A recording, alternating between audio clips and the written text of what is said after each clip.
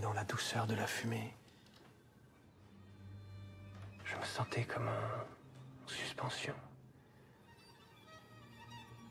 J'entends un coup dans les murs. Puis un second.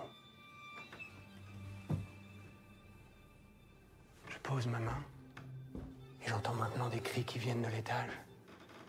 Je monte les escaliers. Les cris deviennent des râles. Cela vient d'une pièce, au bout du couloir. Je pousse maintenant la porte et je me retrouve dans une chambre. Au milieu, il y a un lit. J'y pose la main. Et je vois une femme se tordre de douleur. Elle met au monde un enfant. Elle est seule, abandonnée. Elle crie. Et c'est à cet instant que je sens une présence dans mon dos. Tout à coup. Vous épouvantez ces dames, comte. Et vous nous régalez.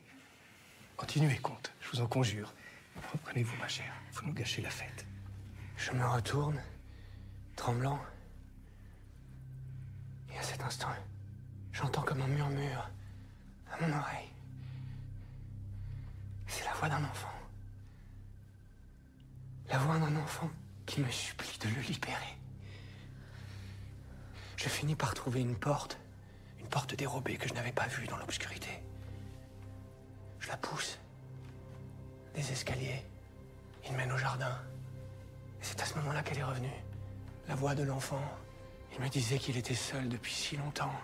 Il pleurait. Il appelle sa mère.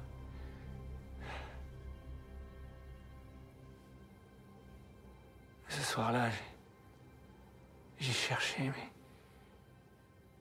le jardin était trop grand. Qu'avez-vous fait?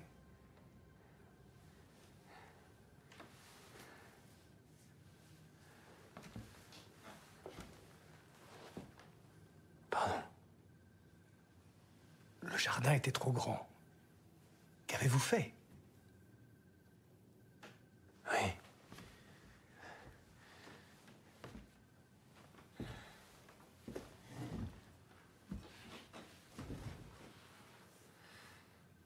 Eh bien, le lendemain matin, nous avons creusé. Partout. Nous avons arraché les pommiers, retourné le chemin. Mais rien. Alors j'ai fait venir un cochon truffier du Périgord. Et alors? Et comme il n'a rien trouvé non plus, nous l'avons mangé ce soir. Merveilleux. Je vous disais bien